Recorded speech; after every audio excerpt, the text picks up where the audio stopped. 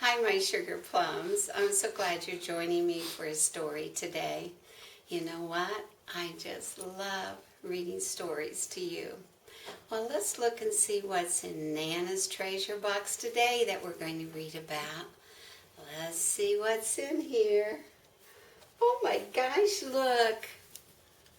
A bear. And a white mitten. And here is the book. It's called The Mitten, adapted and illustrated by Jan Brett. Once there was a boy named Nicki who wanted his new mittens made from wool as white as snow. At first his grandmother Baba did not want to knit white mittens. If you drop one in the snow, she warned, you'll never find it. But Nicki wanted snow white mittens, and finally Baba made them. After she finished, she said, "When you come home, first I will look to see if you are safe and sound, but then I will look to see if you still have your snow white mittens."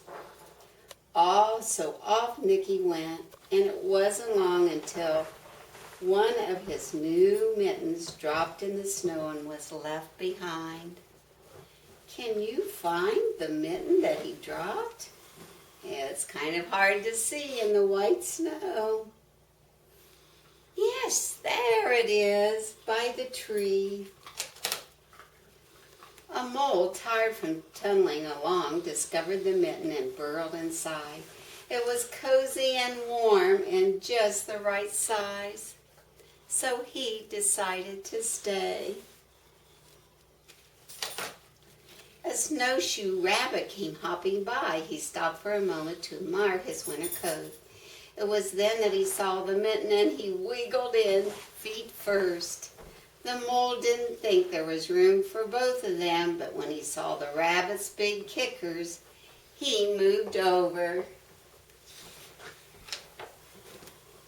Next, a hedgehog came snuffling along, having spent the day looking under wet leaves for things to eat. The mole and the rabbit were bumped and jostled, but not being ones to argue with someone covered with prickles, they made room. As soon as the hedgehog disappeared into the mitten, a big owl, attracted by the commotion, swooped down. When he decided to move in also, the mole, the rabbit, and the hedgehog grumbled. But when they saw the owl's talons, they quickly let him in. What is happening to this mitten? Yes, you're right. Look how big it's getting. Up through the snow appeared a badger. He eyed the mitten and began to climb in. The mole, the rabbit, the hedgehog, and owl were not pleased. There was no room left, but when they saw his diggers, they gave him the thumb. It started snowing, but the animals were snug in the mitten.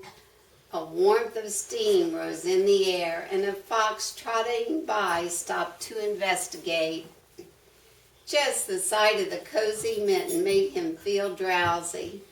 The fox poked his muzzle in. When the mole, the rabbit, the hedgehog, the owl, and the badger saw his shiny teeth, they gave the fox lots of room. Oh no, a bear! Do you think it could fit in that glove, Mitten? A great bear lumbered by. He spied the mitten, all plumped up. Not being one to be left out in the cold, he began to nose his way in.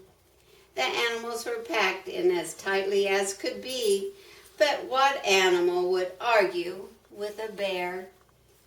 The mitten was swelled and stretched. It was pulled and bulged to many times its size, but Baba's good knitting held fast.